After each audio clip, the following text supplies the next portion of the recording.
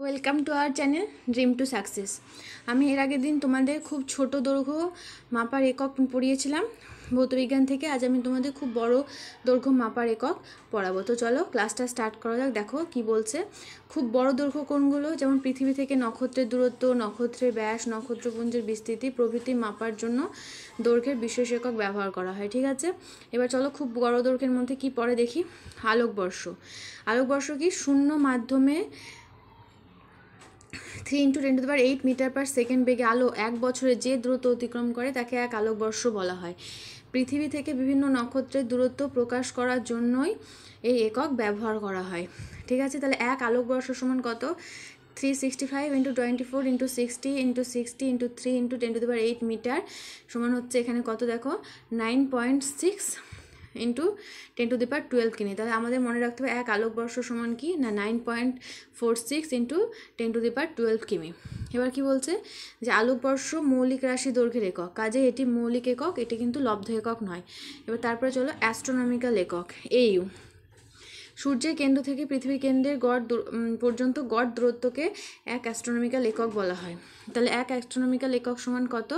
আমাদের এইটা মনে রাখতে হবে। এক অ্যাস্ট্রোনমিক্যাল একক সমান কত?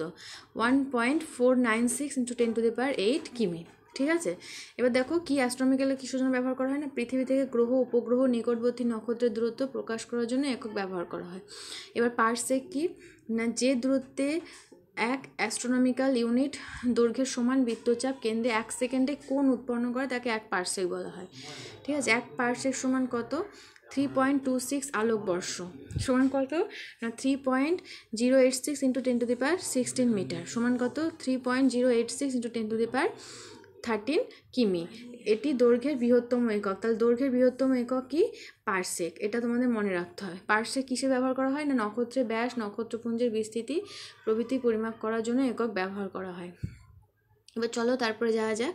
এবার কি পড়বো আমরা যে খুব ছোট ভর মাপার একক। ঠিক আছে, খুব ছোট ভর মাপার একক কি না পারমাণবিক ভর একক। কি না ভরের সবচেয়ে ছোট একককে বলা হয় ডালটন। তাহলে ভরের সবচেয়ে ছোট একক কি? ডালটন বা পারমাণবিক ভর একক।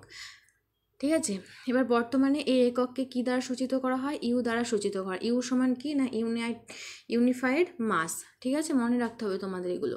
একটি এবার পারমাণবিক ভর একক কি না একটি কার্বন পরমাণুর C সমান 12 প্রকৃত ভরের 1/12 অংশকে এক পারমাণবিক ভর একক বলা হয়। এক AMU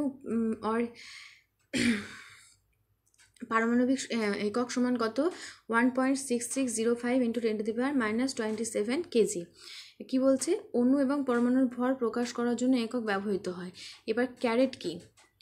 তোমরা বুঝতে পারছো ক্যারেট দিয়ে আমরা কি মাপতে পারি?